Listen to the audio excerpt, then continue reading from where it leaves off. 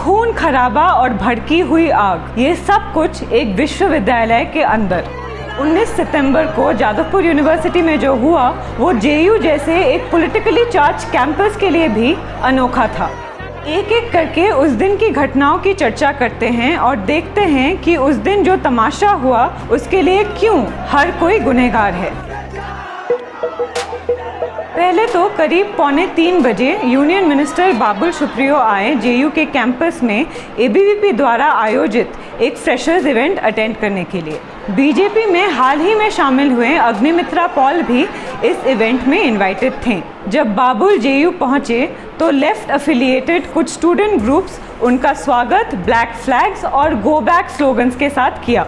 ये ग्रुप्स बाबुल के कैंपस में आने से नाखुश थे क्योंकि उनको कैंपस में फैशिस्ट शक्तियों की मौजूदगी और खास करके बीजेपी का एनआरसी के लिए सपोर्ट पसंद नहीं था। इस समय की अगर हम फुटेज देखते हैं तो साफ दिखता है कि बाबुल और छात्रों में जमकर धक्कम धक्की हुई। एक क्लिपिंग में ये भी दिख रहा है कि बाबुल सुप्रियो के बाल खींचे जा रहे हैं। प्रिय छात्र, हम समझते हैं कि ये प्रोटेस्ट था और आपको प्रोटेस्ट करना भी चाहिए।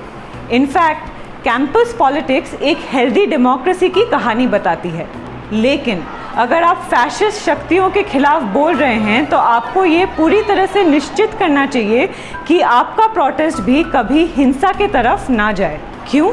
क्योंकि ये भी एक तरीके का फैशिज्म है। अब अगर छात्रों की माने तो इस दौरान बाबुल ने कुछ आपत्तिजनक कमेंट्स किए स्टूडेंट्स के तरफ। कुछ स्टूडेंट्स ये भी आरोप लगा रहे हैं कि सुप्रियो ने महिला छात्रों के लिए कुछ अश्लील बातें बोली। लेकिन सबसे ज़्यादा स्टूडेंट्स तब भड़के जब सुप्रियो ने जेयू के वाइस चांसलर सुरंजन दास के साथ बदसलूकी की। वाइस चांसलर मिनिस्टर को इवेंट वेन्यू तक पहुँचाने के लिए खुद बाहर आए थे।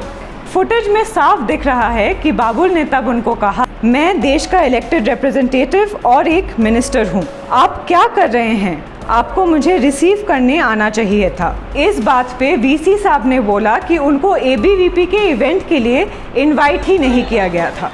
ऐसे में सुप्रियो जी को रिसीव करना उनका काम नहीं था। बाबुल ने उनको फिर लेफ्टिस्ट कहा और ये भी कहा कि जेयू में अराजकता उन्हीं के वजह से है। उन्होंने फिर वीसी को पुलिस बुलाने के लिए कहा। इस पर वीसी ने कहा कि वो रिज़ाइन कर देंगे लेकिन कैंपस में पुलिस नहीं बुलाएंगे। अब दो बातें। मिस्टर सुप्रियो सुरंजन दास एक स्टेट गवर्नमेंट रन इंस्टीट्यूशन के वाइस चांसलर हैं, मतलब उनको कुर्सी पे ममता बनर्जी सरकार ने ही बिठाया है, तो भले वो कैसे लेफ्टिस्ट हो सकते हैं? थोड़ा सोच के तो बात कर लीजिए मिनिस्टर साहब। और आपको ये भी बता दें कि आप जितने भी बड़े मिनिस्टर क्यों ना हो, किसी पर कोई भी ऑब्लिगेशन नहीं है आपको जाकर रिसीव करने की। दूसरा शिकवा है मिस्टर दास से। सर, कोई भी एजुकेशनल इंस्टीट्यूट में पुलिस बुलाना बहुत ही निंदनीय चीज़ है, ये हम मानते हैं, लेकिन जब आपको दिख रहा है कि चीज़ें हाथ से बाहर जा रही हैं तो बैकअप के लिए पुलिस बुलाने में हिचकिचाहट क्यों? खास करके जब तृणमूल का कहना है राज्य पुलिस यूनिवर्सिटी के बाहर इंतज़ार कर रही थी लेकिन अंदर नहीं जा पाई क्योंकि वीसी से कोई कम्युनिकेशन नहीं आया। इसका मतलब पुलिस तैयार थी एक law and order situation handle करने के लिए, लेकिन उनको एडवांस में ये सिचुएशन हैंडल करने नहीं दिया गया। इसके बाद बाबुल ने इवेंट वेन्यू तक पहुंचने की कई कोशिशें की और फाइनली 4:30 बजे वहां पहुंच गए। जब वो करीब 5:10 को निकले तो बाहर स्टूडेंट्स की तादाद बढ़ गई थी। स्टूडेंट्स मांग कर रहे थे कि सुप्रियो वीसी और स्टूडेंट्स के साथ अपने बर्ताव के लिए माफ़ी मांगे। फिर से अगर स्टूडेंट्स की माने तो बाबुल ने वहाँ से निकलने की कोशिश की, लेकिन स्टूडेंट्स ने उनको घेर लिया और उनके आसपास गाने गाने लगे। इस समय के फुटेज में हम देख सकते हैं सुप्रियो को कुछ स्टूडेंट्स की तरफ अग्रेसिव होते हुए और कुछ स्टूडेंट्स को फिजिकली असॉल्ट भी करते हुए। ये भी आरोप है कि बाबुल के बॉडीगार्ड्स ने भी कुछ स्टूडेंट्स पर हमला किया। मिस्टर सुप्रियो, आपको फिर से याद दिला दे कि आप एक यूनियन मिनिस्टर हैं। स्टूडेंट्स जो भी करें आपसे इससे बेहतर की उम्मीद की जाती है।